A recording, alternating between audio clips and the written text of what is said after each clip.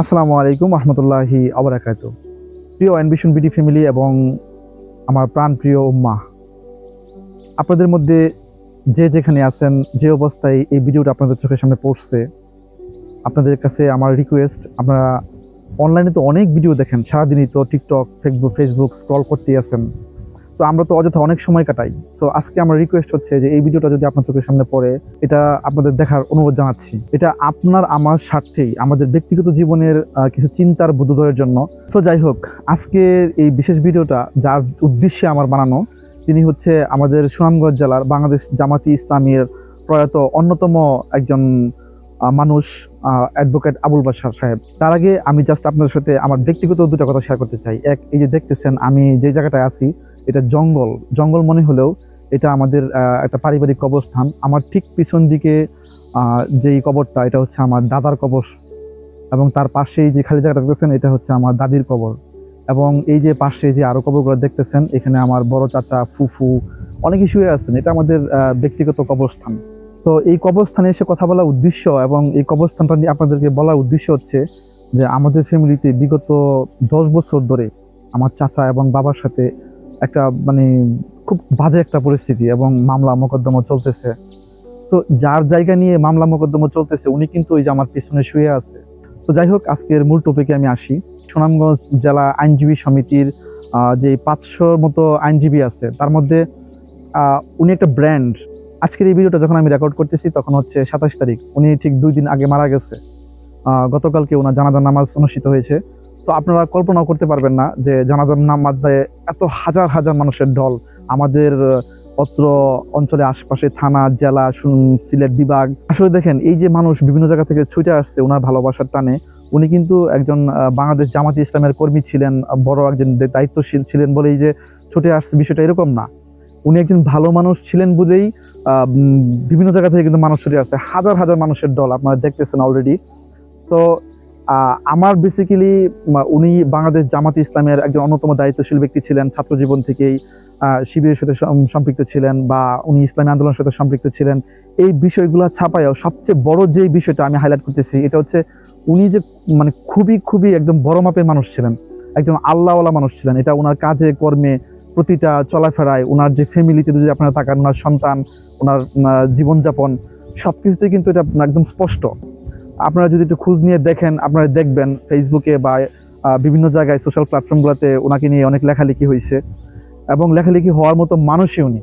আর সবচেয়ে বড় দুঃখজনক বিষয় হচ্ছে কি, যে ওনারা 6 ভাইয়ের মধ্যে 4 ভাই খুব রিসেন্টলি এবং এই কয়েক বছরের মধ্যেই কিন্তু দুনিয়া থেকে বিদায় নিয়েছে, এবং প্রত্যেকটা ভাইয়েরাই কিন্তু ওনারা ইসলামী আন্দোলনের সাথে যুক্ত ছিলেন। এখন দেখেন, নর্মালি কিন্তু আমি এই ধরনের ভিডিও বানাই না। তো আজকে কেন আমি এরকম একজন ব্যক্তিকে নিয়ে এবং আমার পরিবারের এই একটা ঝামেলা নিয়ে আপনাদের সাথে কথা বলতেছি।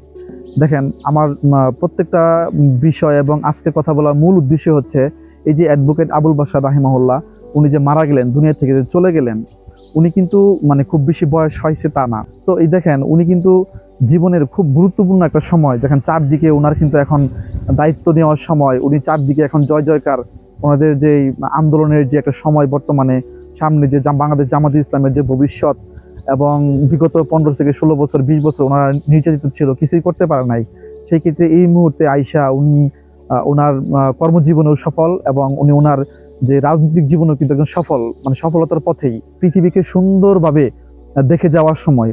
এবং ওনার যে স্বপ্ন ভিতরে বিষ্ণুপুরবাসী বা সুনামগঞ্জ জেলা নিয়ে যে স্বপ্ন ছিল, এই স্বপ্ন কিন্তু উনি প্রতিষ্ঠিত করে যেতে পারে নাই। সবকিছু কিন্তু প্রতিষ্ঠিত হওয়ার পথে, এবং উনি সফলতার একজন পথে, আমরা দুনিয়াবী সফলতা যেটা বলি। এর মধ্যে দেখেন আল্লাহ সুবহানাহু ওয়া তাআলা এত সুন্দর একটা সময়ে, সারা জীবন উনি কষ্ট করছে, এই কষ্ট করার পরে এই সুন্দর একটা সময়ে এসে উনি দুনিয়া থেকে বিদায় নিচ্ছে। এবং কি রেখে গেছে?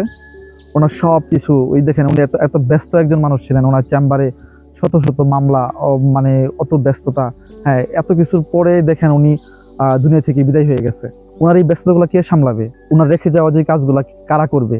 তো দেখেন, এই প্রত্যেকটা বিষয় কিন্তু আমরা যদি একটু 2টা মিনিট, আজকের যে 2-4টা মিনিট আমি কথা বললাম, আমরা যদি একটু মন দিয়ে চিন্তা করি বা একটু বোঝার চেষ্টা করি যে আমরা যে সফলতার পিছনে দৌড়াইতেছি, এই যে আমরা দুনিয়ার পিছনে দৌড়াইতেছি, হ্যাঁ, আমাদের যখন সফল হব এবং আমরা যখন দুনিয়াতে একটু ভালো কিছু দ্বারা পৌঁছাবো, তখন কিন্তু দুনিয়া ছেড়ে আমাদের চলে যেতে হবে। আমি আমার ব্যক্তিগতভাবে আমি আমার বাবা বা আমার চাচা, হ্যাঁ, তারা গত 10-12 বছর ধরে এই যে ঝামেলাগুলো চালাইতেছে নিজেদের মধ্যে, আত্মীয়তার সম্পর্ক ছিন্ন করে তারা মামলা মোকদ্দমা, হ্যাঁ, মারামারি, কাটাকাটি, এবং এই যে সম্পর্কের মধ্যে এত মানে ঝামেলা, দিন শেষে কি হবে ভাই? হয়তোবা দুনিয়াতে তার বাড়ি গাড়ি হবে, সম্পত্তি হয়তোবা কোনো একজন পাবে, কিন্তু দিন শেষে কিন্তু জিরো। এইগুলো রেখে কিন্তু দুনিয়া থেকে চলে যেতে হবে। তো আমরা এই যে দুনিয়ার পিছনে দৌড়াইতেছি এবং এই যে দুনিয়া দুনিয়া দুনিয়া করতেছি, দুনিয়ার জন্য এক ভাই আরেক ভাইয়ের উপর মাথা বাড়িয়ে দিতেছি, এক ভাই আরেক ভাইয়ের সম্পত্তি আমরা গ্রাস করতেছি, হ্যাঁ, আমরা অন্যের হক নষ্ট করতেছি। তারপর দুনিয়ার পিছনে দৌড়ানোর জন্য আমরা আমাদের আখিরাতকে ভুলে যেতেছি, হ্যাঁ, আমরা যত ইচ্ছা যে যা ইচ্ছা তাই চিন্তা করতেছি। সবশেষে কিন্তু এই যে আমি কিছুক্ষণ আগে বললাম যে এই যে পিছনে শুয়ে আছে আমার দাদা, হ্যাঁ, উনি যে এই যে সবকিছু দেখে কিন্তু উনি দুনিয়া থেকে বিদায় হয়েছে। এরকম কিন্তু আমাদের প্রত্যেকেই এই সব কিছু রেখে মাটিতে মিশায়া রেখে তারপরে কিন্তু আমরা দুনিয়া থেকে বিদায় হব। সো আমরা মানে পৃথিবী থেকে এমনভাবে বিদায় হব যে পৃথিবীতে আমরা কখনো ছিলামই না। আমরা মানে শূন্য। আমরা যেরকম আল্লাহ সুবহানাহু ওয়া তাআলা কোরআন মাজিদে বলছে যে আল্লাহ সুবহানাহু ওয়া তাআলা আমাদেরকে শূন্য থেকে সৃষ্টি করেছেন। আমার অস্তিত্ব কখনোই ছিল না।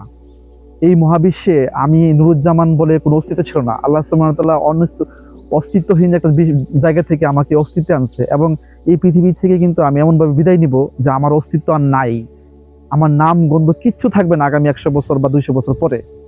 আজকের ভিডিওটা আমাকে কোনো দল বিশেষ বা কোনো ব্যক্তি বিশেষের জন্য না, জাস্ট অ্যাডভোকেট আবুল বাশার সাহেবের কথা মনে করে, এবং আমাদের বাড়িতে যে ঝামেলাগুলো হইতেছে আমার চাচা এবং আমার বাবার মধ্যে, সো এই বিষয়গুলো নিয়ে আমাকে খুব ভাবাইতেছে কয়েকদিন ধরে।